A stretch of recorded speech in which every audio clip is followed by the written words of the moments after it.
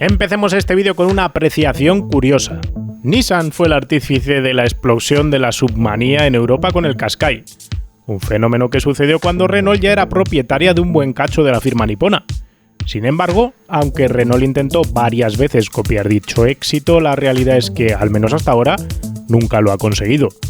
Llegó primero el Koleos en 2008, siendo un poquito más grande que el Qashqai para luchar en el segmento de sub, pero se quedó siempre por debajo de los 20.000 ejemplares anuales en Europa. Fue sustituido después por el Kadjar, que funcionó algo mejor, con 130.000 unidades vendidas en su mejor año. Pero todavía estaba muy lejos de las cifras del Qashqai, que el mismo año colocaba más de 230.000 unidades en Europa. Cierto es que Renault supo hacer caja con el mucho más exitoso Captur en paralelo, dirigido a un segmento más pequeño, pero la firma del rombo francés sabe desde hace tiempo que su modelo de negocio se tiene que reinventar hacia segmentos más grandes con más margen si quiere subsistir en el mercado actual. Con todas estas problemáticas y con la idea de capturar la máxima cantidad de ventas posibles, llegó ahora nuestro protagonista de hoy. Yo soy Guille García Alfonsín, esto es Power Hour con la energía de Total Energies.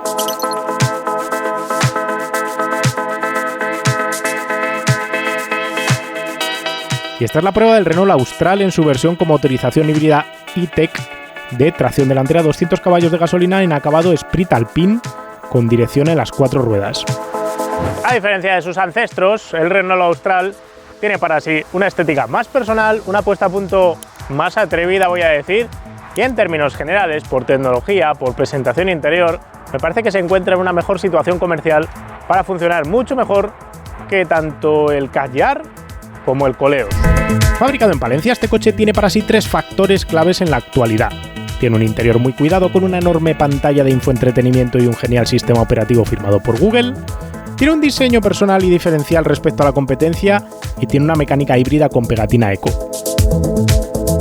Con estas claves que os acabo de explicar y un precio de salida que arranca en las versiones microhibridadas en 30.000 euros, este coche tiene todas las bazas para funcionar comercialmente y atacar justo esa parte del mercado al que va dirigido. Va a coger parte de esos clientes del Megane que se gastaban esos 25 o 30.000 euros en un coche familiar, va a coger también clientes del Talismán, que comercialmente no funcionaba mucho, los va a combinar, los va a meter en una coctelera, los va a mezclar con clientes que se iban a otros subs de otras marcas, y eso en teoría, sobre el papel, debería propiciarle a Renault ganar espacio en esa parte alta del mercado que hasta ahora no ha sabido del todo colonizar desde que perdió las ventas del Laguna. Pero es un buen coche, eso es lo que ahora vamos a tratar de contar, ya que en esta versión Sprit Alpine, de configuración algo más dinámica, hemos encontrado buenos argumentos, pero también algunos que nos han enervado. El Austral bebe de la corriente actual del diseño automovilístico que limpia las superficies de aristas innecesarias y se pasa al diseño monolítico, algo que ya vimos en el, a mi juicio, más atractivo Megane puramente eléctrico y que aquí evoluciona por otros derroteros.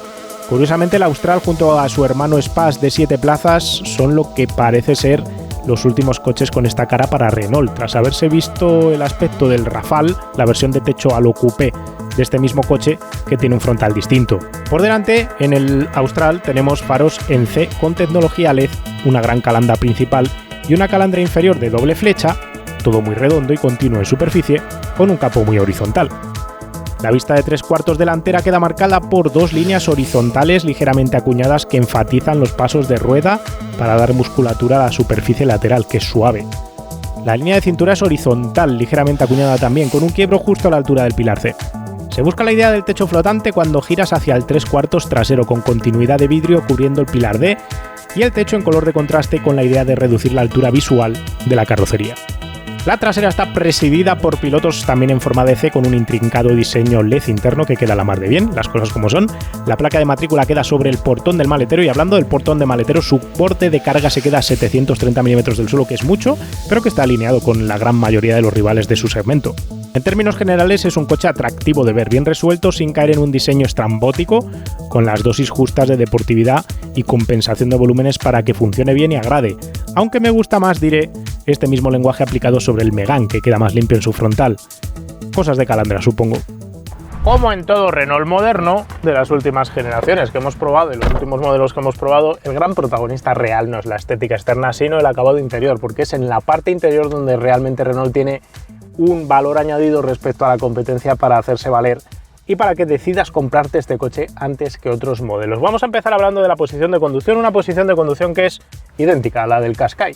Y no puede ser de otra manera, porque los puntos fijos del pedalier, la columna de dirección y la cadera, por la posición del asiento, son también idénticos a los del Qashqai. Así que ahí no hay novedad, se ve bien hacia adelante, vas posicionado bastante alto, no es de estos subs donde vayas hundido dentro, llevas más posición dominante sin ir tan arriba como irías en un RAV4. Así que si el RAV4 vas encima del coche y el CX-30 vas dentro del coche metido o en un Formentor, pues este coche está en medio, que es un poco la posición típica de un crossover, visibilidad hacia adelante. Bien, como os decía, volante que no es redondo y cuesta entender por qué, es recto en la parte superior y eso hace que parte de la pantalla, de esta pantalla del cuadro de instrumentos que tenemos delante, se tape eventualmente. Si lo colocas justo para que no se tape, queda demasiado alto, si lo colocas abajo del todo, incluso con mi altura te tapa, y si fueses más alto pues se te va a meter el volante en medio. Difícil de entender esto, yo hubiera puesto un volante redondo. Las butacas, buenos asientos la verdad, no tienen regulación para el reposamuslos, no son tan buenos, voy a decir, como los del 3008, que me parecen mejores asientos, tanto por el masaje como por los ajustes, como por cómo te abrazan, pero si lo comparas con el resto de participantes del segmento C-Sub, me parece que están bien conseguidos, me parecen buenos asientos, y también el tejido, aunque es un poco caluroso de este Esprit Alpine, pues también me parece que está que es agradable, porque mezcla esa parte que parece alcantara, pero que no es alcantara en verdad, con ese tejido de tela de la parte central que agarra bien y resulta menos crítico, por ejemplo, que el cuero.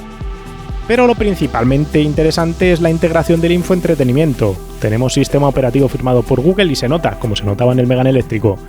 Así tenemos de manera nativa metido aquí tanto el asistente Google como el reconocimiento de órdenes vocales, que es muy bueno, como nuestra música integrada en YouTube Music, tenemos podcast, tenemos Google Maps, todo fluye a las mil maravillas en una pantalla que responde muy bien. Y no solo eso, es que además se secunda todo con mandos físicos para el climatizador de tacto súper agradable, mandos físicos para el desempañalunas, para el warning, mando físico para las luces tras el volante, para los limpias, vamos, que la ergonomía es de 10. Hablemos ahora de mandos al volante, mandos que son capacitivos en esta zona, pero que tienes que clicarlos, y dentro de ese clic son clics agradecidos, así que son fáciles de encontrar las funciones que quieres, no los pulsas sin querer, tienes todavía mandos físicos que suben y bajan en los radios para cambiar el control de crucero por un lado y lo que se está mostrando en pantalla por el otro, así que esto me parece que está bien conseguido. Cambios de modos de conducción aquí metidos en este selector que recuerda a lo que tiene Alfa Romeo, Ferrari o Cupra, y luego tienes aquí un montón de mandos satelitales. La idea de los mandos satelitales está bien, pero está un poco saturado el tema. Por un lado tenemos el que parece sacado del Clio de 2001, del volumen y del cambio de emisora y todo lo demás, pero que luego, y es verdad lo que dicen los dueños de los Renaults, resulta muy práctico, porque tienes el volumen, el cambio de modo de lo que estás escuchando, el avance en la canción, el retroceso, todo, sin ocupar el radio del volante de una manera bastante intuitiva, sin tener que quitar la vista de la carretera. Esto me gusta. Me gusta también que tengamos tanto limpialunas como luces, como antinieblas, también en dos satélites de los de toda la vida. Han colocado el mando de ir hacia adelante o hacia atrás aquí sobre este satélite vertical que recuerda a los cambios de marchas de los coches americanos de los años 50.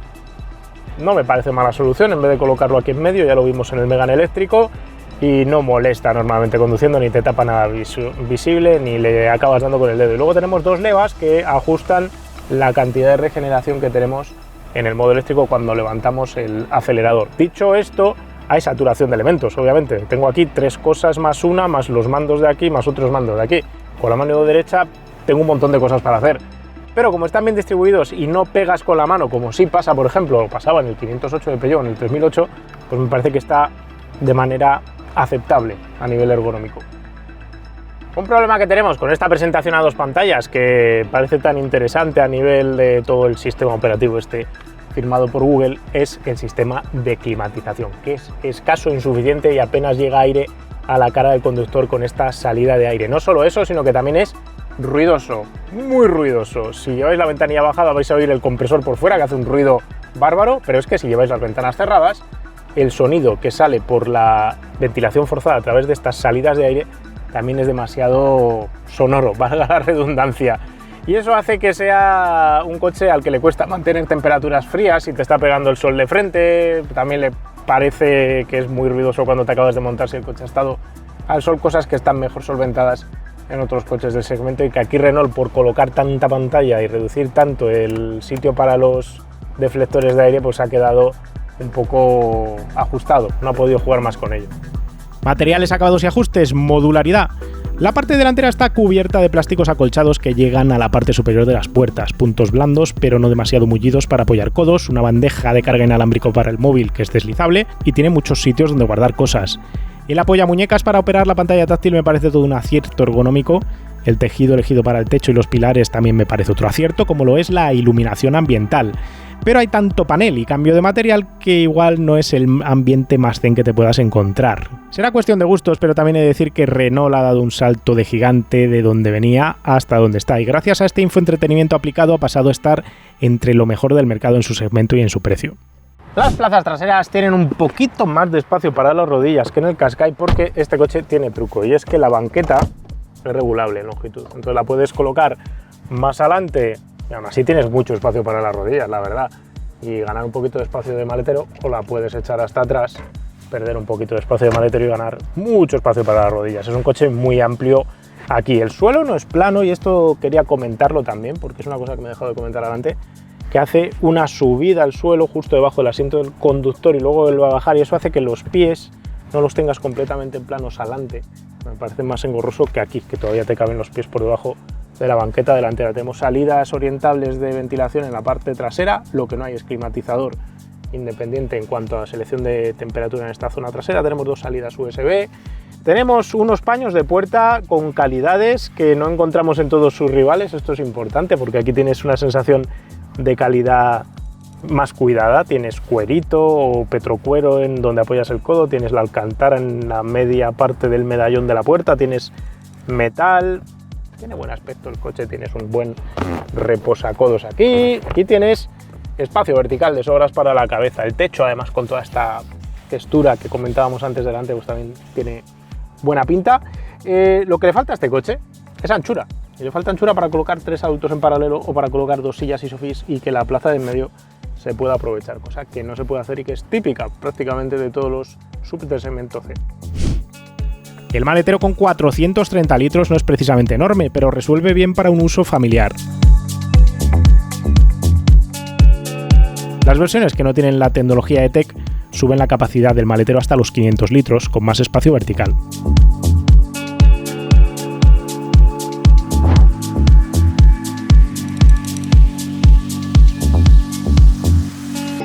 Por debajo tenemos el mismo chasis visto en el Qashqai con amortiguadores pasivos. Hay que remarcar aquí algunas cosas, como el uso de brazos de aluminio tanto delante como detrás. Especialmente me he quedado sorprendido con el eje trasero multibrazo, que cuenta además con el sistema de ruedas directrices que ayuda al coche a girar más en maniobras y a tener más estabilidad en curva rápida. La mecánica que tenemos debajo del capó delantero utiliza el sistema híbrido serie paralelo E-Tech de Renault, que ya os explicamos en el Arcana, y del vídeo del Arcana he cogido la explicación técnica completa para que, si no lo habéis visto ya, entendáis cómo funciona este propulsor que arroja hasta 200 caballos y utiliza una batería de 2 kWh de capacidad.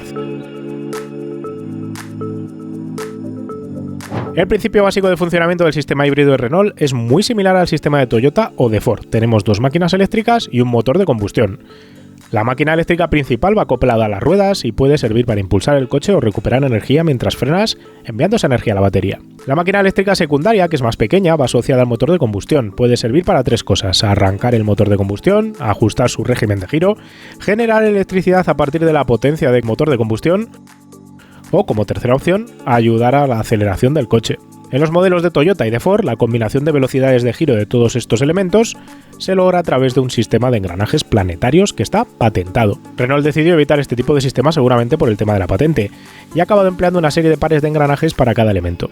Así, el motor eléctrico principal se asocia a las ruedas delanteras a través de 4 pares de engranajes o marchas. Cada par de engranajes, en lugar de emplear un sistema de cambio convencional con sincronizadores y selectores, cuenta con unos crabots de enclavamiento directo. Esto es así porque, al poder controlar a voluntad la velocidad de giro del motor, Renault asegura que es capaz de cambiar de marcha para el motor eléctrico al régimen específico al que no hay diferencia de velocidad de giro entre marchas, lo que simplifica el producto final y lo abarata. Así que tenemos, por un lado, un coche eléctrico con 4 marchas, pero no se queda ahí la cosa. Tenemos después un acoplador adicional que permite asociar a través de 2 marchas más al motor de combustión a las ruedas delanteras. Estas 2 marchas que tiene el motor de combustión también carecen de sincronizadores y se enclavan directamente controlando con precisión la velocidad de rotación del motor.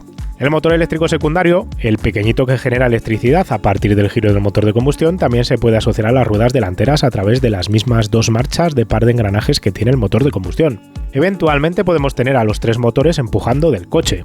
Por diseño, este tipo de grupo motopropulsor no tiene embrague. El movimiento siempre se arranca con el motor eléctrico principal, que también ofrece la marcha atrás mediante inversión de giro. A partir de estar en marcha, la electrónica de gestión del vehículo decidirá cuándo poner en marcha el motor de combustión y cuándo aprovechar su energía para cargar la batería o para mover directamente las ruedas, por lo que tenemos en un mismo paquete un híbrido en serie o un híbrido en paralelo, como los Toyotas y los Ford. ¿Es rápido el Austral de 200 caballos para 1 tonelada y 3/4? Diré que es aceptablemente rápido, con un 60-100 en 4 segundos, un 80-120 en 5, lo que lo meten en la categoría de coches aceptables por pegada en Power para completar adelantamientos e incorporaciones solventes. Pero hay problemas, como siempre, con este tipo de sistemas híbridos paralelos. Y esos problemas son los mismos de siempre con los híbridos serie paralelo, y es que no tienes una respuesta lineal entre lo que le pides con el pie derecho y la fuerza de impulsión que tienes hacia adelante por parte del coche. Incluso con pequeños movimientos de acelerador puedes notar distintas cargas de entrega en las ruedas. Ahora lo acaba de hacer. Entonces siempre tienes ese pequeño delay entre lo que le pides, ese tiempo de respuesta entre lo que tú haces con el pie derecho y lo que decide hacer el coche en cuanto a empujar el coche para adelante. Puedes encontrarte en situaciones donde te quieras cambiar de carril en autovía para adelantar un camión sin estorbar a un coche que viene por detrás, y de que aceleras a que el coche responde pasa un rato, pero no hace falta irse a situaciones de gran carga de acelerador. Incluso con pequeños movimientos de pedal derecho ya te encuentras con respuestas poco predecibles y poco consistentes. 2 veces hacer lo mismo con el pedal derecho no da por resultado 2 veces el mismo empuje.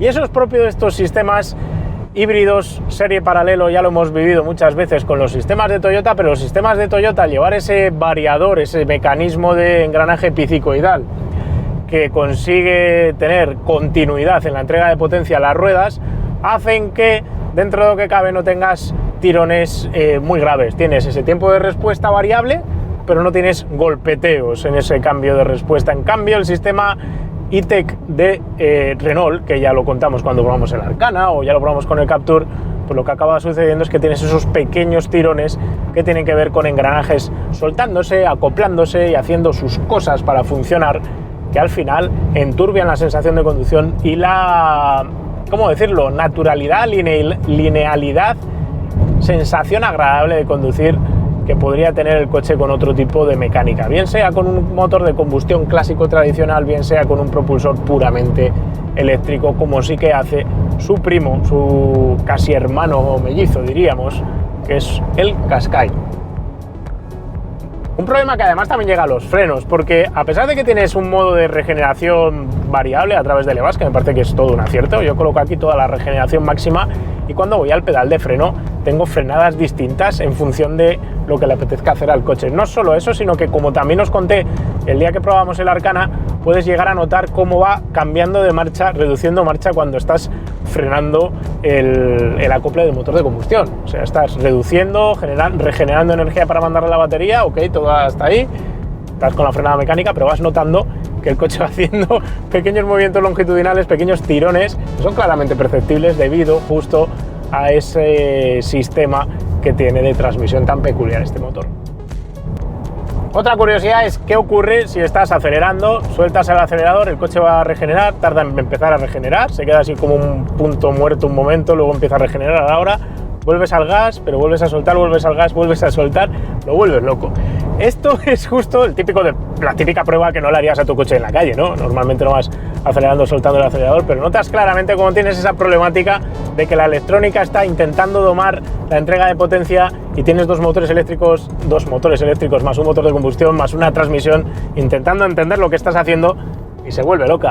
Esto no te pasa con un motor puramente eléctrico ni con un motor puramente de combustión. Por eso tengo yo quejas con esta tipología de sistema de entrega de potencia, con este sistema de impulsión.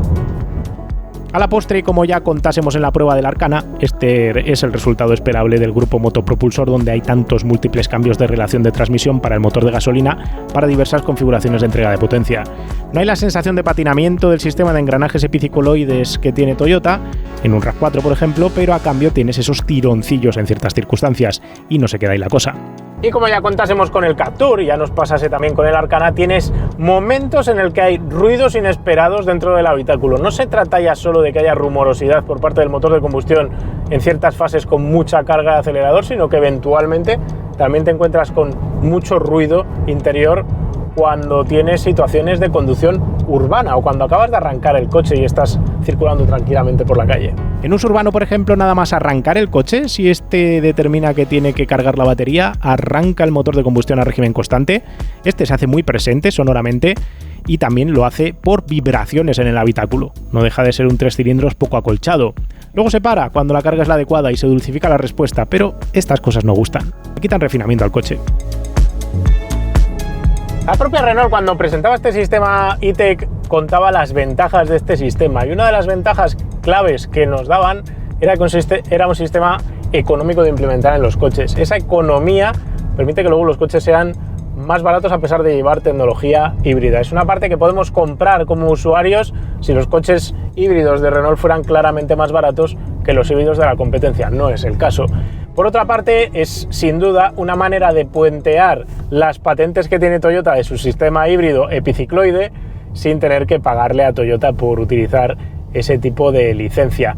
Dicho esto, sin ningún género de dudas, el principio de funcionamiento es básicamente idéntico al que tiene el sistema de Toyota, solo que lo consigue de otra manera, y gracias a conseguirlo de otra manera, pues se libra de esas patentes. Así que esos dos primeros factores de ventaja yo no se los veo. ¿Dónde está el tercer factor de ventaja? En la eficiencia energética. Renault habla maravillas de la eficiencia energética de este coche, tiene que ser más eficiente ya por consumos homologados que el Qashqai de Nissan con el sistema iPower, y nosotros hemos medido en muchas circunstancias, en muchos tipos de uso, cuánto llegaba a gastar. Vamos a verlo. Hemos hecho varios test equivalentes a los que hicimos en su día con el Qashqai iPower, y sí, el Austral gasta algo menos. A 140 km por hora de programador de autovía, si vives en Alemania y vas por la autobahn y lo puedes hacer, el Austral nos ha gastado 7,2 litros a los 100. El Nissan en su momento, con la misma prueba, hizo 7,6. Un diferencial de 0,4 litros a los 100 me parece que es poco relevante, todo se ha dicho, ya que si proyectamos esto al usuario típico de España, que hace 15.000 kilómetros al año, estamos hablando de 60 litros de combustible de diferencia, menos de 100 euros seguramente. Si bajas el ritmo a 120 de programador, el Austral se conforma con 6,8 litros a los 100 de media por autovía, y aquí la diferencia con el Qashqai todavía se reduce más. En nuestro ciclo medio de pruebas, el Austral, donde ya mezclamos carretera urbana, interurbana, autovía, curvas y un poquito de todo, se ha quedado en 6 litros clavados, lo cual le deja 2 décimas de litro por debajo de las cifras del Qashqai. Así que sí, el Austral es más eficiente que el Nissan por décimas de litro. También es más lento, tanto en el 60 a 100 como en el 80 a 120, especialmente en el 60 a 100, el e-Power de Nissan es más rápido, del orden de 3 décimas, que me parece tan irrelevante como la diferencia de consumo entre los dos motores. Donde gana el Nissan de calle, sin duda, es en la respuesta al acelerador y en la suavidad que obtienes en cuanto a la respuesta en cuanto mueves al pedal derecho. Ahí me parece que tiene Nissan un mejor grupo motopropulsor, es así de sencillo. De hecho, yo os voy a decir que factorizando el extra de gasto por el consumo extra que tiene el Nissan, me sigue pareciendo un mejor motor, un mejor mecanismo de propulsión, el Power, que este, porque me parece más fino, más conseguido, más redondo, más silencioso, más rápido. Donde gana el Renault claramente es en la pegada militar, en la pegada arriba del todo, cuando ya vas rápido. De 150 para arriba, el Qashqai Power, si recordáis, porque os lo contaba, se desfondaba. Este coche es un poquito más rápido justo cuando pasas de esos 140 a 150 por hora hasta su velocidad máxima, que ronda los 175. Ahí, si vives en Alemania, vas por las autobahn y quieres ir muy rápido, ahí te mantiene capacidad de aceleración hasta arriba, cosa que los sistemas híbridos en serie, ya no solo del Nissan, sino también de los modelos de Honda equivalentes a este coche, pues se desfondan antes, claramente. Así que el grupo motopropulsor, si bien es eficiente y suficientemente rápido, no me ha convencido por tacto. ¿Y el resto del coche? Vamos ahora con cosas buenas propias del Austral. La puesta a punto de las suspensiones hace que este coche tenga un comportamiento dinámico como nunca había tenido un SUV de Renault. Voy a decir que, a ver, el Arcana ya iba bien, tenía un tacto bastante deportivo y estaba bastante conseguido, nos pasó también con el Captur, pero es cierto que el Kadjar era un coche que era más cómodo que deportivo. Tenía un balance que recuerdo que en el comparativo que hicimos en su día, y hace prácticamente 3 años, salió muy bien parado porque era un coche que era cómodo, silencioso, muy bien aislado de suspensiones. Aquí Renault, por lo menos en esta versión Sprint Alpine, ha optado por una puesta a punto que tiene un tren delantero mucho más inmediato, combinado con este sistema de dirección en las 4 ruedas, hacen que sea un coche con ganas de entrar en las curvas, con estabilidad en curva rápida y que apenas balancea y apenas cabecea. 2 factores que hacen que sea un coche muy agradecido de conducir rápido por carreteras de curvas. Tiene un tacto más dinámico, más deportivo, sin duda, que el Qashqai, y diría yo que está alineado un poco con lo que te podrías encontrar en un Ateca de Seat o de Cupra con el 190 caballos, o un Formentor, o incluso, pues yo que sé, un Mazda CX-5 tal vez, pero cualquiera de ellos que os he citado me parece que tienen un más equilibrado balance entre lo que es la deportividad y luego la capacidad de tragarse baches y mantener a los ocupantes estables sin sacudirles enérgicamente. Este coche sacude a los pasajeros en los baches, los menea y los debe colocar, no voy a decir que en los 2 hercios de la frecuencia que tendrías en un coche muy deportivo, pero sí probablemente en una cifra de frecuencia de coche casi deportivo, y eso sacrifica confort y hay que tenerlo en cuenta. Si eres de los que te gustan los subs con tacto deportivo y vas a encadenar curvas, este es de lo mejor que te puedes echar a la cara. De hecho, un 3008, os voy a decir, por ejemplo, de Peugeot, que es otra de las referencias dinámicas del segmento, tiene un comportamiento también interesado en girar las curvas, pero tiene una suspensión más blandita que copia mejor los baches. Este coche te ofrece un comportamiento más natural porque el tacto de la dirección también es más natural. En el caso del Peugeot tienes esa sensación de un poco de volante PlayStation, con ese volante pequeñito, mucha asistencia metida, duro artificialmente. Aquí tienes una sensación más natural del tren delantero que me ha gustado, la verdad, aunque deja bastante que desear en cuanto a información. No filtra todo básicamente, entonces no te enteras de lo que están haciendo las ruedas delanteras. La parte mala relacionada con esta puesta a punto es que la Austral hace saltar a los pasajeros de manera más acusada dentro, con frecuencias naturales más elevadas que el grueso de sus rivales.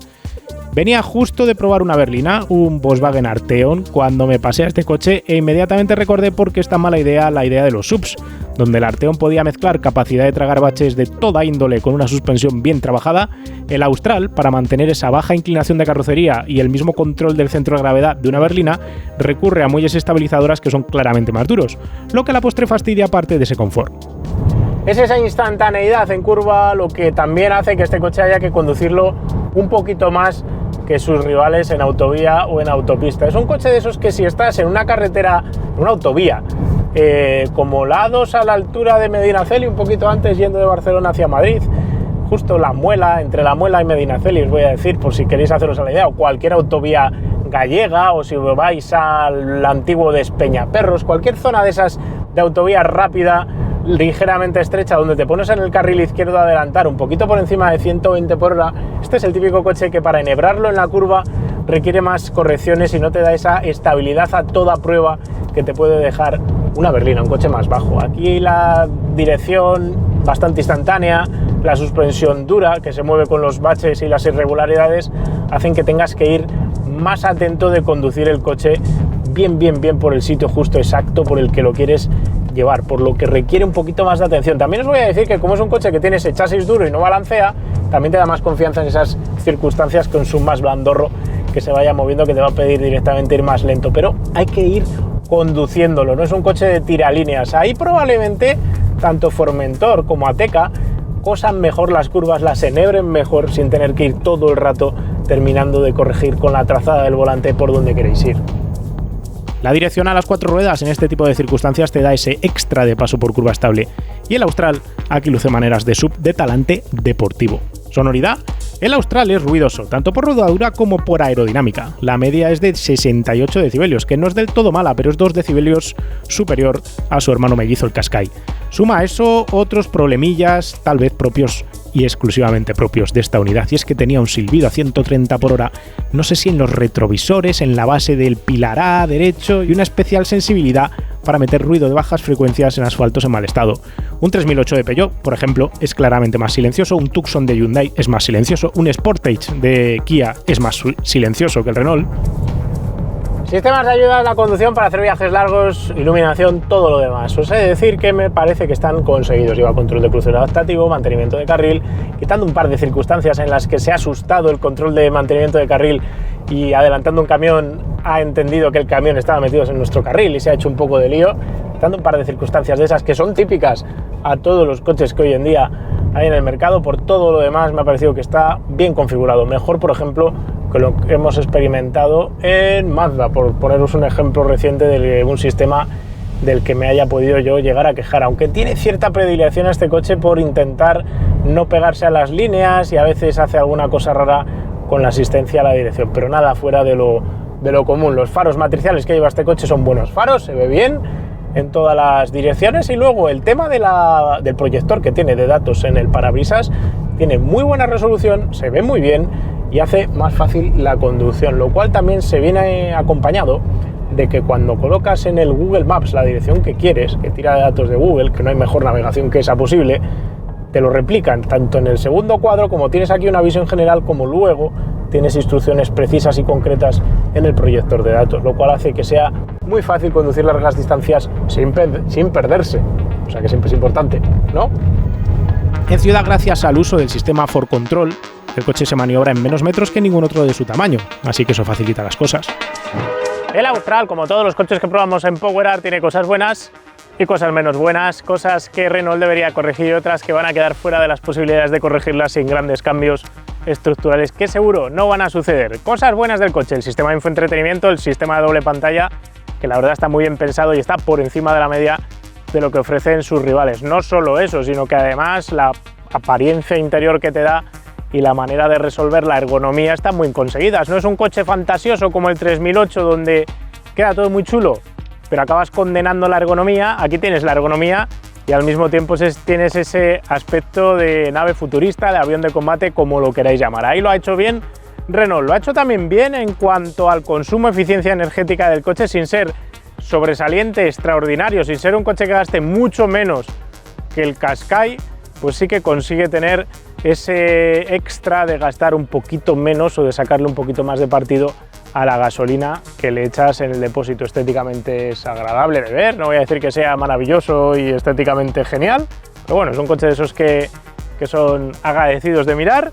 Y he de decir que también tiene para sí el factor del precio. Va a parecer que no cuando os diga que este coche en este acabado Sprit Alpine, que lleva el motor de 200 caballos, la tracción solo delantera, dirección en las 4 ruedas, todo el equipamiento que habéis visto dentro, ronda los 42.000 euros. Si os puede parecer mucho dinero para un coche familiar, puede ser que sí, pero la realidad es que ahora vamos a ver las otras opciones del mercado y vais a ver que quitando el Kia Sportage, maldita mosca, por todo lo demás está bien colocado en el mercado. Un Tiguan con 150 caballos, que son 50 menos y sin etiqueta Eco, es más caro igualdad de equipamiento, del orden de 8.000 euros nada menos. Un 3008 híbrido de 180 caballos es enchufable, eso sí, cuesta alrededor de 3.000 euros más que el Austral, y si le quitas la capacidad de enchufarse, el 3008 se queda con 60 caballos menos. Eso sí, tiene etiqueta Eco, pero no es el equivalente a lo que te está ofreciendo aquí Renault. El Tucson de Hyundai se puede comprar con mecánica híbrida no enchufable de 230 caballos, pero si bien su precio de tarifa inicial parece más bajo que el Austral, la realidad es que una vez igualados equipamientos cuesta alrededor de 8.000 euros más que el Renault. El Sportage de Kia, que vendrá pronto por el canal, por cierto, con 230 caballos en su mecánica híbrida no enchufable, es realmente la opción más accesible de este tipo de coches. Recorta 4.000 euros la tarifa del Austral Sprit Alpine de 200 caballos. Es más cómodo, corre más y me parece que está también mejor aislado a nivel de sonido. Lo que no es tan dinámico. No hay Cupra híbrido con etiqueta Eco y el de 190 caballos que tenemos con etiqueta C de gasolina es 3.000 euros más caro que el Austral. El Qashqai e-Power es el gran rival del Austral, por tanto, ironías del destino, pero a igualdad de equipamiento también es 3.000 euros más caro que el modelo de Renault. Así que ya lo habéis visto, quitando el Sportage, en cuanto a relación precio, producto, equipamiento, eficiencia energética, el Austral está en la cúspide de su segmento, y eso es bueno para Renault porque probablemente eso le ayude a vender muchas unidades. Dicho esto, es el coche que yo recomendaría. Yo creo que hay que tener muy claro cuando te compras el Austral qué es lo que quieres y qué es a lo que le vas a dar prioridades. Para mí hay dos aspectos claves del Austral que tienes que convivir con ellos y que no te va a quedar otra que tragar. Por un lado está el comportamiento dinámico. Es un coche que va bien en curva, ya lo habéis visto, resiste el subviraje, tiene ese tacto deportivo que no sé si está asociado con este acabado Sprint Alpine o es algo que es común para todos los Austral. El problema que tiene es que justo por tener ese comportamiento dinámico, esa deportividad puesta en la suspensión, se han pasado de dureza tanto en muelles como en amortiguadores, como en estabilizadoras, como en bujes de brazos de suspensión. Y todo eso hace que este coche sea más incómodo en bacheo, en rotos de asfalto de autovía, sobre todo esos resaltos de 3, 6, 8 metros de largo, esos cambios de compresión que al final son los que van haciendo que el coche no sea tan cómodo como algunos de sus rivales. Un 3008 me parece que está más resuelto en ese compromiso entre comportamiento dinámico y confort, le pasa lo mismo al Qashqai, le pasa lo mismo al Tucson, que es un coche más relajado de conducir, ya va siendo más blandito, va siendo menos dinámico. Entonces tenéis que tener claro que queréis ese dinamismo extra a la hora de compraros este coche, por lo menos con este acabado Alpine, porque estáis condenando esa parte de confort justo por elegirlo. Por otro lado está el tema del grupo motopropulsor. Siendo un coche que gasta poco y siendo un coche que se defiende en cuanto a prestaciones, tiene esa pega que os he comentado mientras conducía de falta de linealidad en la respuesta del acelerador.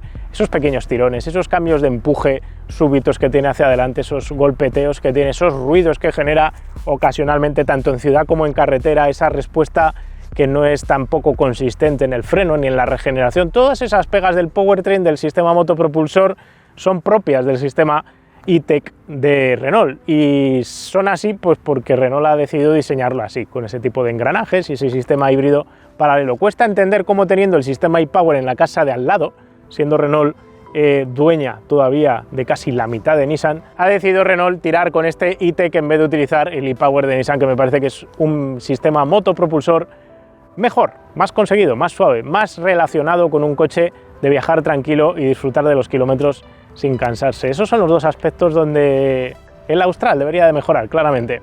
También el tema del ruido que os he comentado, que tampoco es el coche más silencioso del segmento, ni mucho menos. Ahora la cuestión es, ¿por cuánto los podéis encontrar en los concesionarios? Porque de estos tiene que haber ya con entrega inmediata unas cuantas unidades, me da a mí. Vamos a verlo en Wallapop.